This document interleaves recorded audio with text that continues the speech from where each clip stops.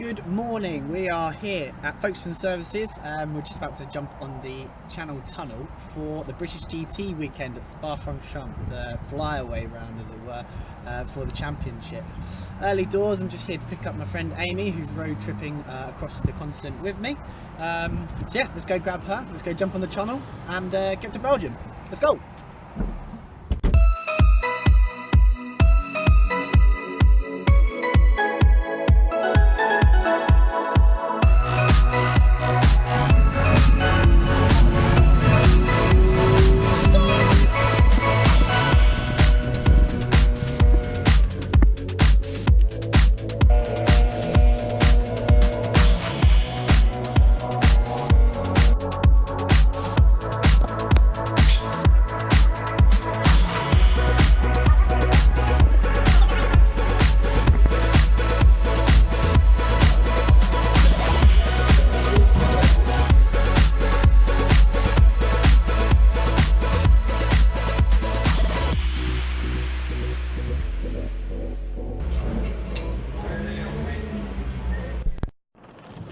As you can see, we've been here about an hour or so. We arrived in glorious sunshine and now we have lots of thunder and a rainstorm. Typical Spa for you, really. So I managed to find the GT car, managed to find the Fun Cup car. I've now got to go through a big process of scrutineering. Got to fill out this big treasure map type card, so we're going to go do that. Get that over and done with at the beginning of the weekend. So British GT car is all set up and good to go. The Lannan boys have been here since yesterday, as they've been running the F3 guys as well. I've not managed to bump into them yet, so I don't know how they got on. VBOX stickers are on, as we had a replacement bumper from last time round. So yeah, all good to go. We sorted out our tyre strategy.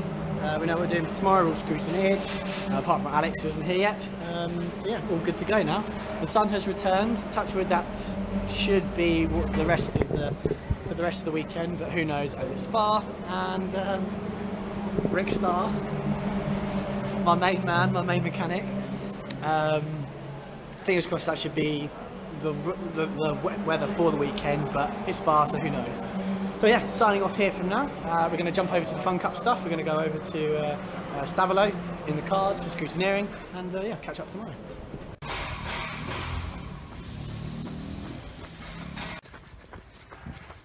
How you doing, guys? Hello. So, standard traditional track run tonight, the toughest of the year. This is the one we've all been training for. Me and Sam, joined by Amy and Pierre tonight as well. And we're about to tackle this.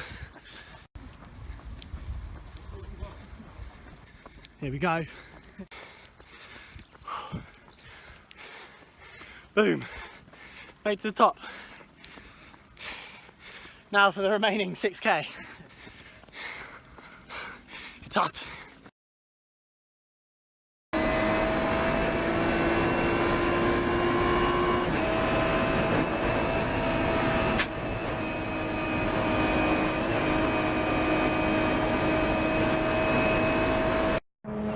There's been a bit of a lack of updates today, but as you can see, the sunset behind me.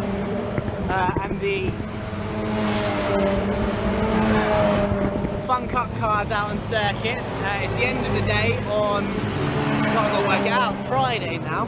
So we've had free practice 1 and 2 and qualifying for British GT and then qualifying for the Fun Cup as well. So I've just got out of the Fun Cup car, literally did my 3 laps and to qualify for the race.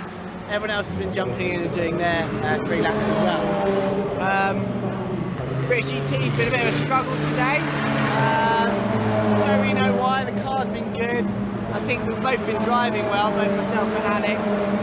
Alex did a mega job to qualify the car P4 in the first race, and I qualified the car P9 for the second race. So quite disappointed, purely because of the fact that there's a couple of Ginettas which are a little way down the road ahead of us. The McLarens and Aston Martins are just so much faster on this long, fast flowing circuit that the Ginettas don't really stand a chance. So we're something like 1.7 off pole, 1.7 seconds off pole. And if you go back to obviously Snetterton, we were 2/10 off pole of that, so nothing's changed that much in the car apart from the balance and performance allows the McLarens to stretch their legs and the Aston Martins to stretch their legs around this long circuit. So a bit of a shame, but unfortunately it's you've just got to make the most of it really. So yeah, we'll see how we go. I think we have the potential to have a strong result in the first race tomorrow, and then second race is just a case of working out what we can and can't get from it basically. Just keep scoring points, stay out of trouble, and go from there. It's going to be very similar to the first lap at Silverstone, sorry. I think we're going to get absolutely mugged going up the Kemmel Straight by all the fast cars around us, but we'll see what happens. So yeah, I'm going to go back to the hotel now, sort out my life in British GT, and come back tomorrow a bit happier, a bit smilier, ready to kick some ass. So yeah, let's go do it.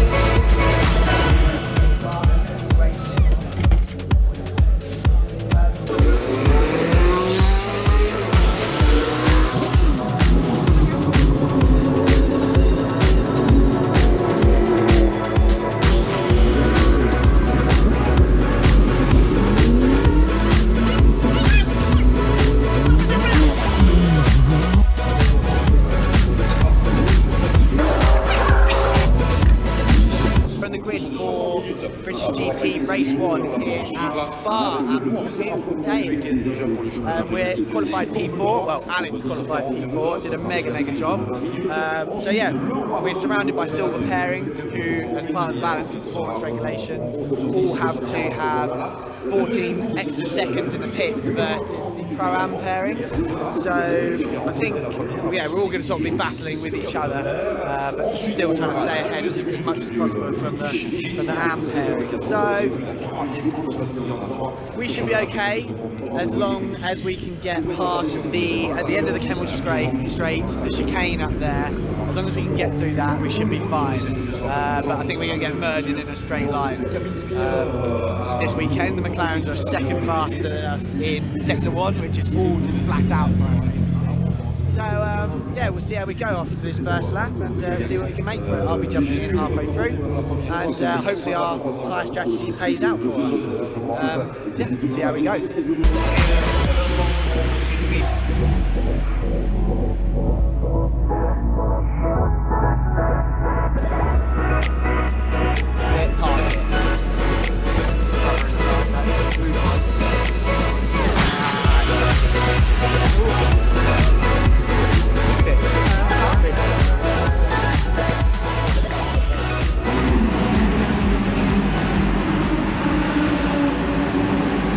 So we have had a pretty decent start from what we were expecting. Alex dropped just one position, which is really good, so we're only in 5th. The two Astons out-dragged us down into the chicane and out-braked him into it. So could be a lot worse. Now a safety car, I think someone's gone off, we can't work out who it is, the cameras aren't showing anything. So which is bad for us because we need to overcome the silver extra pit stop penalty deficit, but whilst we're on the safety car, it also reduces the gap and also gives us less opportunity to extend that gap. So yeah, I'm about to put my kit on, see how we go.